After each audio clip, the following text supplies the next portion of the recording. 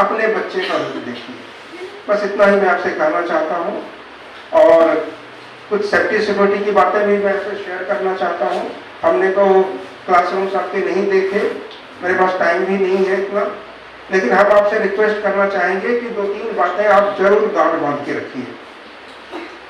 एक तो ये कि क्लासरूम में जो टीचर हमारे फर्स्ट पीरियड में जाते हैं, वो फर्स्ट पीरियड में जाके आप अटेंडेंस जरूर लेते होंगे। अटेंडेंस की शुरुआत हम कहाँ से करते हैं? मॉर्निंग पीटी से करते हैं। मॉर्निंग पीटी में अटेंडेंस मस्ट है। उसके बाद जब आप मॉर्निंग असेंबली करते हैं उसमें आप अटेंडेंस लेते हैं, हाउस वाइज बच्चे अटेंडेंस देते हैं, और फिर जब बच्चे क्लास में जाते हैं तो हम उसका अटेंडेंस लेते हैं। तो जो फर्स्ट पीरियड में टीचर जाते हैं, मैं उनसे अनुरोध करना चाहूंगा कि वो फिजिकली बच्चों का अटेंडेंस लें, और लेने के बाद समरी जो है वो बोर्ड के ऊपर लिख दें कि ये क्लास 7 है, क्लास 7 में 40 बच्चे हैं, 38 बच्चे प्रेजेंट हैं, 2 बच्चे जो है लीव पर है, ये जो भी उसका डिटेल्स है आप डिटेल्स उस पर लिख दें। आपका काम खत्म हो गया, फिर आप क्लास लें, 40 मिनट 35 मिनट जितने देर का क्लास है आप क्लास लें और चले जाए वहां से। नेक्स्ट पीरियड से जो भी टीचर वहां जाएंगे सेकेंड पीरियड से, उनसे हम अनुरोध करना चाहेंगे कि वो क्लास में घुसने के साथ ही एक निगाह बोर्ड पर डालें, देखें उसमें लिखा हुआ है 38 बच्चे प्रेजेंट हैं। आप बिना किसी बच्चे को कुछ भी कहे हुए खुद मन ही मन पूरे क्लास में हेड काउंट कर लें। अगर 38 बच्चे प्रेजेंट हैं आप क्लास शुरू कर दीजिए।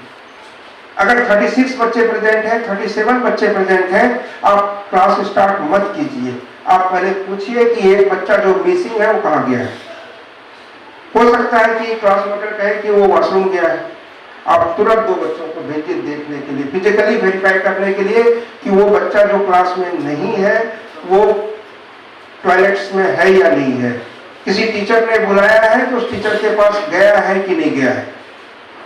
और जब फिजिकली आप वेरीफाई कर लें कि जहां वो बच्चा को होना चाहिए था वो बच्चा वहां है, तभी आप क्लास शुरू कीजिए। ये मैं आपको एक सलाह देना चाहता हूँ। और आप पूछेंगे कि आप इस तरह की सलाह क्यों दे रहे हैं, तो मैं आपको 2 घटनाएं बता रहा हूँ।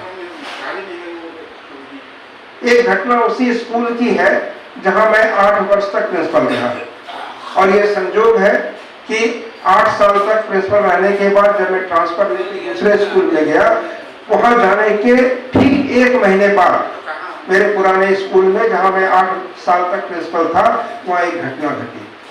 घटना ये थी कि फर्स्ट पीरियड के बाद एक बच्चा क्लास से निकल गया 11th क्लास का। उसके बाद सेकेंड पीरियड हुआ, थर्ड पीरियड हुआ, फोर्थ पीरियड हुआ। किसी टीचर ने यह जानने की कोशिश नहीं की कि उसके क्लास में एक बच्चा कम है। और जब 11 बजे का शॉर्ट ब्रेक हुआ, कुछ बच्चे हॉस्टल गए, तो उन्होंने देखा कि वो बच्चा जो क्लासरूम में नहीं था, फर्स्ट पीरियड के बाद चला गया था, वो बच्चा वहां हैंग हो गया है, इस दुनिया से जा चुका है। तो क्या सेकेंड पीरियड बनाया होगा, फिर एक उसने ठंडा बनाया होगा अपने गले में डालने के लिए, फिर उसमें वो लटका होगा। लटकने के पहले कई बार सोचा होगा कि हम लटके ना लटके, जान दें ना, क्योंकि जान देना भी बहुत आसान नहीं है। तो हमारे पास इतना समय था कि अगर हमें समय रहते पता चल जाता कि हमारा एक बच्चा मिसिंग है, तो हो सकता है कि हमें जिंदगी बचा लेते। और इस घटना के बाद हमने कोई लेसन नहीं लिया, और जब कोई लेसन हमने नहीं लिया तो 2022 में सेम घटना यूपी के स्कूल में घटी। सेम अंतर यह था कि वो बच्चा फर्स्ट पीरियड में गया था, और यूपी के स्कूल में बच्चा जो था वो शॉर्ट ब्रेक में गया, वहां से सेम घटना घटी। 5th 6th 7th 8th period चलता रहा, लेकिन किसी टीचर ने यह जानने की कोशिश नहीं की कि उसके क्लास का एक बच्चा मिसिंग है। और जब छुट्टियों के बाद जब बच्चे हॉस्टल गए तो बच्चा लटका हुआ था दुनिया से। इसलिए हम आपसे रिक्वेस्ट करना चाहते हैं कि जब भी आप क्लास में जाइए एक बार हेड काउंट जरूर कीजिए, और बच्चा अगर क्लास में नहीं है तो फिजिकली वेरीफाई कीजिए कि बच्चा का, ये बहुत ही आवश्यक है।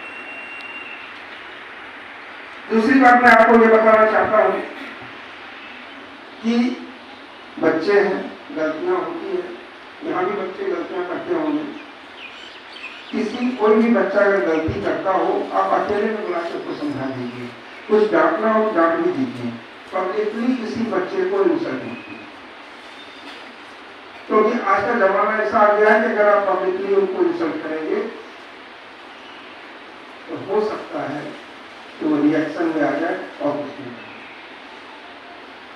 इसलिए किसी भी बच्चे को पब्लिकली आप इंसल्ट नहीं।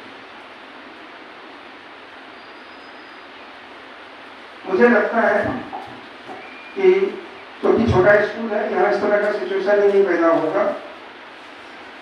किसी भी बच्चे का, जो लोग बाहर से आए हैं, मैं भी जब आया था पहली बार बिहार झारखंड से शिलोंग में, तो मुझे भी यहाँ के लोगों का ड्रेस, यहाँ के लोगों का खान पान, यहाँ के लोगों का बैठना उठना सब अजीब सा लगता था। लेकिन रिएक्ट आपको नहीं करना है, ये उनका कल्चर है। हमको, हमारा कल्चर हमारी निगाह में बहुत अच्छा हो सकता है,